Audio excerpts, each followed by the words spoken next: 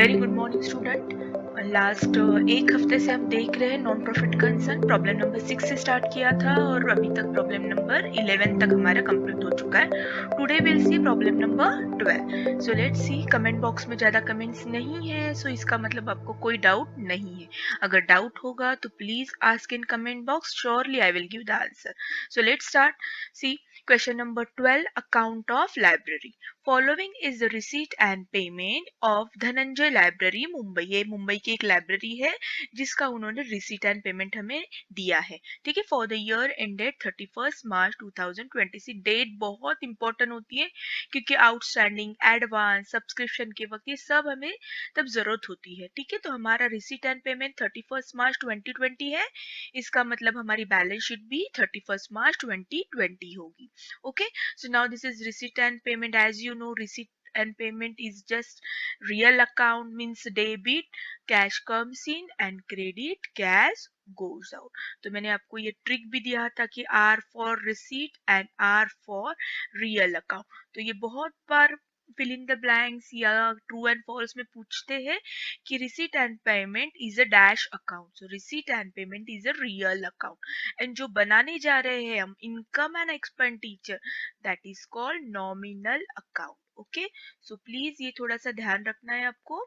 This is a nominal account because here we write debit expenses and losses and credit income and gain. So this is nominal account. Okay, so see here, this is the receipt side, payment they have done, balance we never take balance. तो सबसे पहले cut करो why we never take in the balance, क्योंकि हमें क्या open करना है, सी balance sheet. और कौन सी बैलेंस शीट ओपन करनी है, 2020, that means closing balance sheet.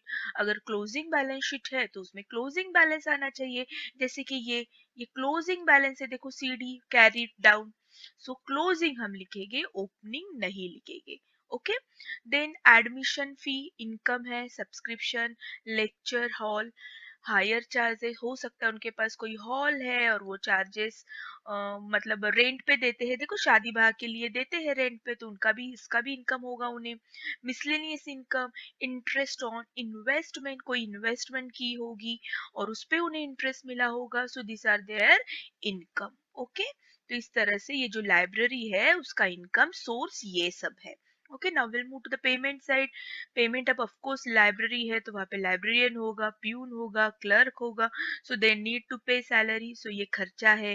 Rent, उनकी जो लाइब्रेरी रहेगी वो रेंट पे होगी तो वो खर्चा होगा। इन्वेस्टमेंट, नाउ इन्वेस्टमेंट सी, ये एक मैंने आपको हमेशा ट्रिक बताई है कि हमें रिसीट एंड पेमेंट का क्या करना है। जो डेबिट है वो हमें इनकम एंड एक्सपेंडिचर के ट्रांसफर करना है क्रेडिट में, जो क्रेडिट है वो हम ट्रांसफर करेंगे डेबिट में। जैसे कि मैंने आपको बताया है, जो टू टू दिया है यहाँ पे, सी 2 2 2, that will go as a credit side, by मतलब हम 2 2 के बजाय अब लिखेंगे बाय। और जो यहाँ पे बाय बाय दिया है तो मतलब क्रेडिट में दिया है वो क्या होगा, 2 2 मतलब डेबिट में होगा। तो ऑपोजिट ट्रांसफर करना है। Okay, so these are called revenue expenditure. ये पहले भी वीडियो में मैंने आपको बहुत बार समझाया है, revenue expenditure. So this will go expenditure account, but this is investment. खर्चा तो हुआ है लेकिन this is not revenue expenditure, this is called capital expenditure. ऐसा खर्चा जो कभी कभार हम करते हैं। ओके, सो हम ये लिखेंगे असेट साइड में, क्योंकि पेमेंट किया है मतलब ये साल उन्होंने न्यू परचेज किया है। Okay, then stationery, again revenue expenditure, electricity revenue expenditure. Now tell me about books. Of course books is asset, capital expenditure. उन्होंने ये साल बुक्स भी खरीदे, so this will also go, see this is also a capital expenditure, so this will also go where asset side. Okay, so posting आपको perfect आनी चाहिए। अगर posting correct होगी तो आपको एडजस्टमेंट में कोई प्रॉब्लम नहीं आता है। Next is a by outstanding expenses. देखो ईयर लिखा है 2018 एंड 19, यहीं पे आप स्टक होते हो। अब देखना है आपको अपना करंट ईयर क्या है। करंट ईयर 2020 है। ओके, बट ये जो दिया है उन्होंने आउटस्टैंडिंग, ये लास्ट ईयर का है। लास्ट ईयर का कुछ बचा होगा वो उन्होंने अभी पेड किया है। तो देखते हैं हम इसे क्या करना है, कहाँ पे लिखना है। Okay, so for a time be इसको ऐसे सर्कल बना के रखो। तो देखते हैं इसका हम लोग कहाँ पे पोस्टिंग करेंगे। Then balance carried down, as I told you closing balance है, we have to write closing balance in a closing balance sheet. Okay, Now posting done. Now we'll see the adjustment. Following information available 31st March 19, our balance sheet ended 31st March 20. That means हमारा accounting year क्या है, अप्रैल 19 से लेके मार्च 20। ठीक है, तो 19, तो ये क्या दिया है, 19 ही दिया है ना, 31st मार्च के रात में 19 मतलब ही 1st April 19। So this is called opening balance. So they have given opening balance of books, furniture and machinery. तो ये ओपनिंग है, तो ओपनिंग हम इनर कॉलम में बैलेंस शीट में लिखेंगे। अगर डेप्रिसिएशन दिया है तो डेप्रिसिएशन कैलकुलेट करेंगे, और फाइनल क्लोजिंग बैलेंस हम आउटर कॉलम में लिखेंगे। Okay, then subscription received in advance, put a tick mark here subscription, इसका मतलब यहाँ पे कुछ एडजस्टमेंट है। Then outstanding salaries and rent, so salary and rent पे भी एडजस्टमेंट है, so we have to write inner column. Next 50% admission should be capitalized, तो जो एडमिशन फी उन्होंने कलेक्ट की है 4500, उसमें से 50% उन्होंने ट्रांसफर कहाँ की है, कैपिटल को। Okay, next furniture to be depreciation, just मैंने आपको बताया था, ये ओपनिंग दिया है, इनर कॉलम में हम लिखेंगे फर्नीचर बुक्स, और फिर इसका जो भी डेप्रिसिएशन रहेगा वो कैलकुलेट करेंगे। ठीक है, next one library books purchase 1st April 19, और उसका डेप्रिसिएशन दिया है 10%। सी परचेस किया है यहाँ पे, और कब किया है, 1st अप्रैल 19, डेट याद रखना है आपको, मतलब एकदम शुरुआत के फर्स्ट डे को ही उन्होंने किया है, मतलब अप्रैल में ही परचेस किया है, तो डेप्रिसिएशन पूरा 12 मंथ्स का आएगा।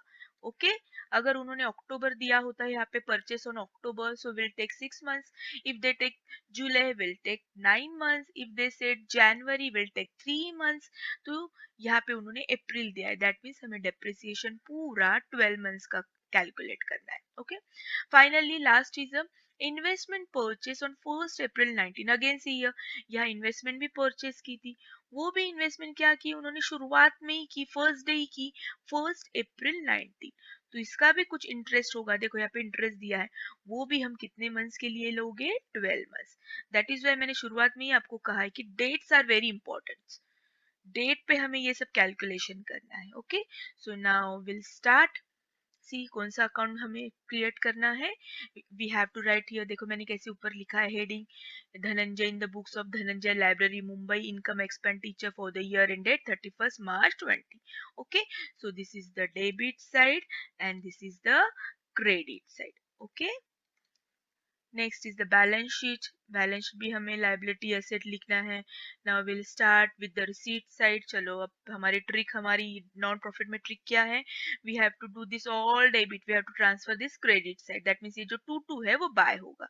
सो let's begin, we never take opening, so cut करो, और बुक में भी आप कट करो तो आपको हैबिट हो जाएगी, बोर्ड के एग्जाम में आपको इमीडिएटली क्लिक होगा कि यस ये क्या करना है, ओपनिंग बैलेंस कट करना है। So we'll write next admission 4500. So buy admission fee, buy subscription, buy hall charges, buy miscellaneous income and bye interest on investment. देखो जो जो ये 2 था, मतलब जो डेबिट था हमने वो क्रेडिट लिखा है, जिसे एडजस्टमेंट थी ये हमने हमने देखो सर्कल भी किया है, जिसे एडजस्टमेंट है वो हमने इनर कॉलम में लिखा, बाकी आउटर कॉलम में। तो 1 2 3 4 5, सो 2.5 मार्क्स तो मिल सकते हैं हमें, क्योंकि ज्यादा करके हर अकाउंटिंग आइटम को हाफ मार्क्स वो देते हैं। ठीक है, ये मे भी वेरी हो सकता है, not fast hard and fast rule है कि इतना ही हाफ ही होगा। Okay, now will begin with payment. Payment side, now you know by salary का 2 सैलरी होगा, 2 रेंट। नाउ बाय इन्वेस्टमेंट, अब बाय इन्वेस्टमेंट का 2 इन्वेस्टमेंट नहीं होगा, मैंने अभी बताया है कि investment is a capital expenditure, ऐसा खर्चा जो कभी तो लॉन्ग टर्म के लिए होता है। So this will go asset side, so let's write asset side. See new purchase, payment में जब भी कोई असेट देते हैं fix asset, that is assume that कि this is a new purchase. Then will move by stationery, it will become to stationery. By electricity charges, so surely it will be a 2 electricity charges, again they have given buy book, now it will not go 2 book, ये कहा जाएगा asset में new purchase. सो सी new purchase, यहाँ पे ऊपर मैंने books क्यों लिखा है क्योंकि हमने एडजस्टमेंट पहले ही देखी है। Additional information they have given opening balance, तो उसके लिए जगह रखो। ये ओपनिंग बैलेंस था, पुरानी बुक्स थी उनके पास, ऑफकोर्स लाइब्रेरी है तो बुक्स तो पहले हो गई पुराने, प्लस उन्होंने न्यू परचेस किया 5000। Okay, then this is done, books भी हो गया। आउटस्टैंडिंग एक्सपेंसेस मैंने आपको फिलहाल सर्कल करके रखने बोला कि ये क्या है, और जब भी आप कंफ्यूज होगे तो don't worry, don't get panic, आप साइड में रखो, आहिस्ता आहिस्ता समझ में आएगा हमें कहाँ लिखना है। ओके, तो फॉर अ टाइम बिंग इसे ऐसे ही सर्कल करके रख दो। Balance carried down, of course this is a closing, so right closing, cash in hand. So I hope आपको रिसीट एंड पेमेंट का पोस्टिंग समझ में आ गया है। Okay, now will see the adjustment.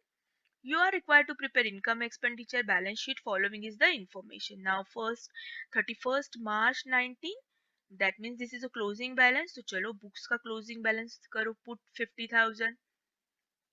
Then furniture, we have to do adjustments, so write inner column. Then machinery, no adjustment, so directly you can write outer column 30,000. Okay, so this is done, this is additional information हमने already लिख चुके हैं। Now next, subscription received in advance. Okay, अब यहाँ पे आपको ध्यान देना है, आपने received किया है, देखो ed लगा है मतलब received किया है, but advance में किया है, so can we call this advance income? हमने पहले ही क्या किया, हमने मतलब वो लाइब्रेरी जो है उन्होंने पहले ही सब्सक्रिप्शन, कोई मेंबर होते हैं ना 2-3 साल का, पहले ही मेंबरशिप सब्सक्रिप्शन फी भर देते कि ये लो भैया साल की, एक एग्जाम्पल कि 1 साल की अगर 1000 है तो आगे के सेकेंड ईयर थर्ड ईयर के भी 1000 ऐसे टोटल पेड ऑलरेडी कर देते हैं। ओके, सो ये इनके लिए, लाइब्रेरियन के लिए क्या है, ये इनकम है एडवांस, सो एडवांस इनकम है। So as you know final account में भी सीखा है हमने, advance income always minus from the income. So subscription, ये जो 20,000 उन्होंने टोटल रिसीव किया था ये साल, उसमें से 500 ये नेक्स्ट फ्यूचर ईयर के लिए है, तो ये हमें माइनस करना है। तो एक्चुअल ये साल का सब्सक्रिप्शन कितना है, 19,500. Okay, now second effect, income already received in advance, so that will go liability side. Okay, now we'll move to the next. See here, next we'll see outstanding salary 1,300 and rate 9,950. So very easy, so right here outstanding always we have to add, so दोनों की total कर दो। One second effect, expenditure बढ़ा है, देखो हमने add किसमें किया, एक्सपेंडिचर में ऐड किया है, दैट मीन्स हमारा टेंशन बढ़ चुका है, टेंशन मतलब liability, so will write this to effect liability side. Okay, समझ में आया आपको? Next same, now will see 50% admission to be capitalize. और एक रिक्वेस्ट है कि आप मेरा वीडियो पॉज करो, पहले खुद एडजस्टमेंट करो, उसके इफेक्ट दो एंड देन चेकआउट करो कि करेक्ट है क्या। 50% एडमिशन फी है, यहाँ पे मेरा वीडियो पॉज करो, आप पहले करो, क्या करोगे आप ये एडमिशन फी का, और फिर से देखो कि करेक्ट आया है क्या आपका answer. Okay, so 50% admission to be capitalize, answer देखो दिया, इधर ही दिया है कि भैया जो एडमिशन फी कलेक्ट किया है, देखो यहाँ पे एडमिशन किया है, उसका 50% आप ट्रांसफर करो कैपिटल फंड में। तो चलो यहाँ से माइनस करो 50%, 4,500 का 50%, इट कम्स 2250। तो यहाँ पे सिर्फ बाहर 2250 आएगा, और ये जो 2250 है that will transfer to the capital fund.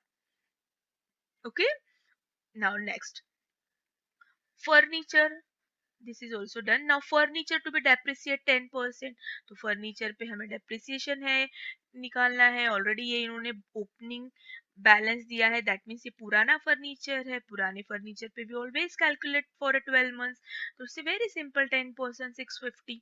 Okay, next they have given, अच्छा इसका सेकेंड इफेक्ट भी लिखना है हमको, एक्सपेंडिचर में डेबिट साइड लिखना है, because expenditure and income and expenditure is a nominal account, और नॉमिनल अकाउंट का फॉर्मूला मैं बार बार रिपीट कर रही हूँ आपको, debit all expenses and losses and credit all income and gain. तो ये एक्सपेंसेस है, सो ये लॉस है indirectly, so will right 650 here. Now same about books, library books we have to depreciate and they have given April. That means April मतलब पूरे 12 months का calculation करना है. सो देखो पुराने वाले बुक्स 50 इस पे तो हम करते ही 12 मंथ्स का, बिकॉज ये पुराने बुक्स है तो इस पे तो हम 12 मंथ्स का करेंगे ही. बट इस पे भी हम 12 मंथ्स का ही करेंगे क्योंकि ये भी उन्होंने परचेज कब किया है, अप्रैल में. अकाउंटिंग ईयर हमारा फिनिश कब होता है, 31st March. That means calculate करो. सो 12 मंथ्स, तो ये दोनों पे 12 मंथ्स का तो आप इजी करोगे. 50 and 5, it's become 55,000. 55,000 पे 10%, it comes 5,500. And outer column, very easy. Okay, now second effect will go again depreciation. देखो पहले फर्नीचर का डेप्रिसिएशन था, देन बुक्स का ऐड हो गया and total depreciation 6150. Okay, so this is done. Now next, the investment purchase on 1st अप्रैल. देखो जो हमने इन्वेस्टमेंट भी परचेस की थी वो भी उन्होंने कब की थी, 1st April, just like a library book. तो यहाँ पे भी हमें इंटरेस्ट जो कैलकुलेट करना है वो कितने मंथ्स के लिए होगा, 12 मंथ्स के लिए ही होगा. सो कैसे करोगे, रिमेम्बर देखो आपकी बैलेंस शीट में देखो इन्वेस्टमेंट आपने कितना परचेस किया है, 6000. तो आपकी अमाउंट कितनी है इन्वेस्टमेंट की, 6000 इनटू आपको इस पे इंटरेस्ट कितना परसेंट मिलने वाला है, 20%. So 20 upon 100. Why 100, because percentage is given. Okay, जब भी परसेंटेज होता है हमें 100 लेना है. इन टू कितने मंथ्स के लिए है, 12 मंथ्स में से कितने मंथ्स हमने किया है, देखो इन्वेस्टमेंट अप्रैल, तो पूरे 12 मंथ का मिलना चाहिए. तो 1, तो ये नहीं लिखोगे तो भी चलेगा, डायरेक्टली 6000 का 20%. Okay, so it comes 1200.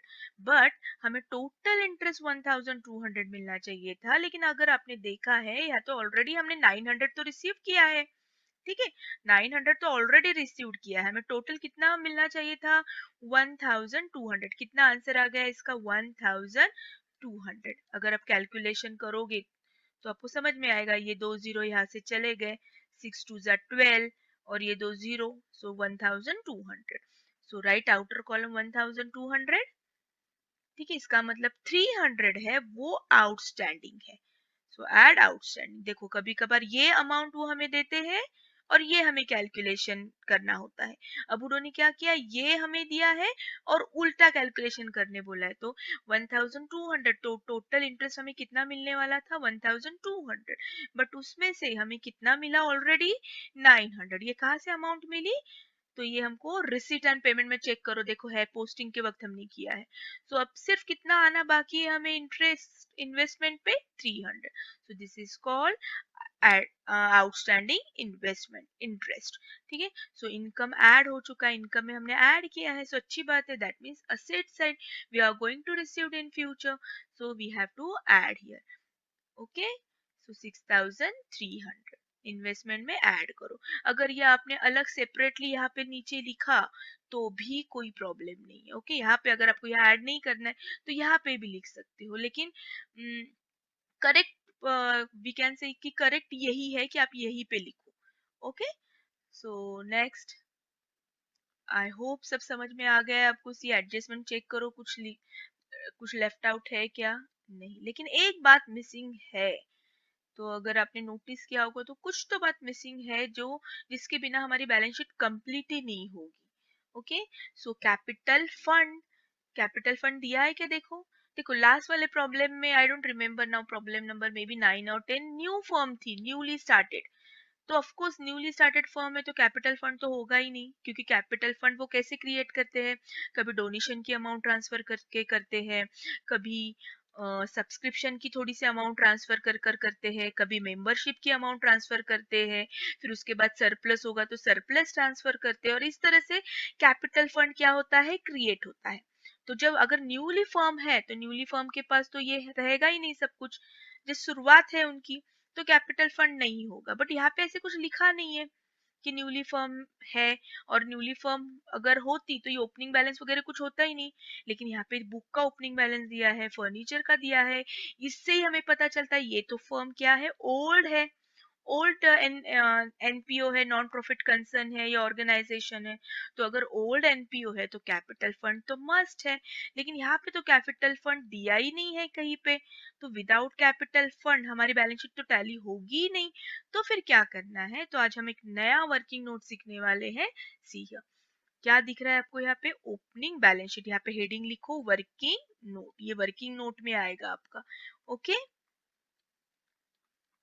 so right here working note. So how to find out opening capital? Of course, by finding opening asset minus opening liability. तो चलो हम इंफॉर्मेशन यहाँ पे जो जो दिया है उसका इस्तेमाल करते हैं। देखो यहाँ पे कुछ ओपनिंग दिया है क्या? यस, ओपनिंग दिया है ना, ये वाला जो हम क्लोजिंग बैलेंस शीट में नहीं लेते, लेकिन यहाँ पे देखो मैंने क्या दिया है, डेट। तो ये ओपनिंग बैलेंस शीट है तो यहाँ पे हम ले सकते हैं।